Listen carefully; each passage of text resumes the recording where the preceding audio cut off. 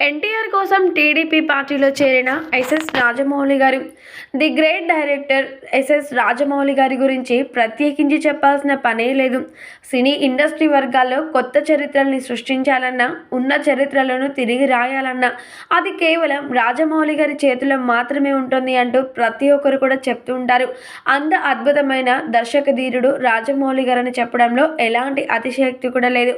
అయితే అలాంటి రాజమౌళి గారు ఇప్పటివరకే పాన్ ఇండియా సినిమాలతో అందరినీ కూడా అలరించడం మాత్రమే కాకుండా తనకంటూ ప్రత్యేకమైన ఫ్యాన్ బేస్ని ఏర్పరచుకున్నాడు.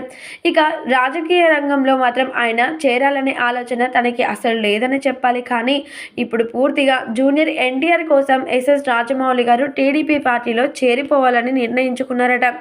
ఇక ఎస్ఎస్ రాజమౌళి గారికి అలాగే ఎన్టీఆర్ గురించి తెలిసిందే కదా, వీరిద్దరి మధ్య బాండింగ్ చాలా గొప్పది. ఫ్రెండ్షిప్ మాత్రం వీర లెవెల్ అని చెప్పాలి. రాజమౌళి గారి మొదటి సినిమాలో మొదటి హీరో జూనియర్ ఎన్టీఆర్ అనే సంగతి తెలిసిందే కదా. అలా వీరిద్దరి మధ్య పరిచయం, ఎంతో మంచి స్నేహం ఏర్పడింది.